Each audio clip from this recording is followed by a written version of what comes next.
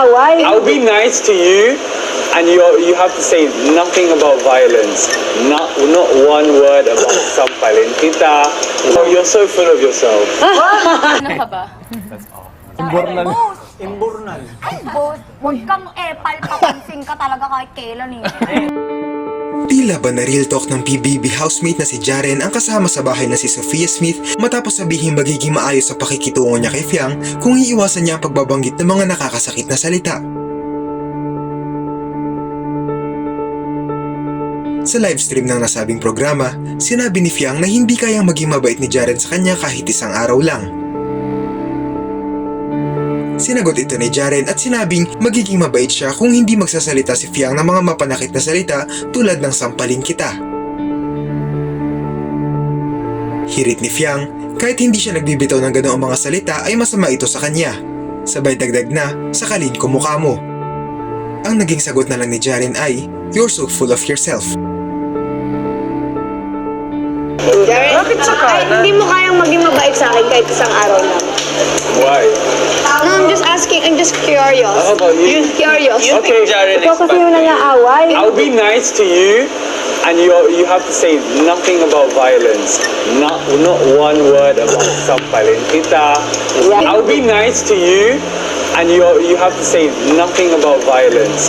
Not one word about sampalin kita.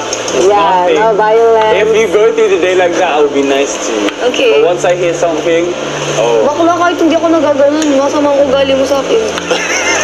Sakalin ka mukha mo. oh, you see? Hindi, kasi Mami Norms, intindihin mo kasi siya. O ano? Kahit kasi nananahimik ako, gagawa yan ng paraan para ilisin ako. Oh, you're so full of yourself. Oh, you're so full of yourself. You're so full of yourself. Ikaw, ano? May point din naman siya. Yeah. Ilang points? Kasi points MS, wala.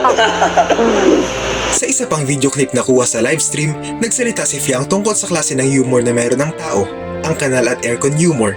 Nang tanungin ito ni Jazz kung alin siya rito sa dalawa, humirit si JM na imbornal. Sabay tingin ni Fiang at sinabing papansin talaga ito kahit kailan. No, it's okay because we have two Humors here. We available. have aircon and canal. Kanal. So it's up to you where you want to be below. Or you We're kanal. Here. Ano ka ba? Imbornal. Imbornal. Ay, boss, huwag kang epal, papansin ka talaga kahit kailan eh.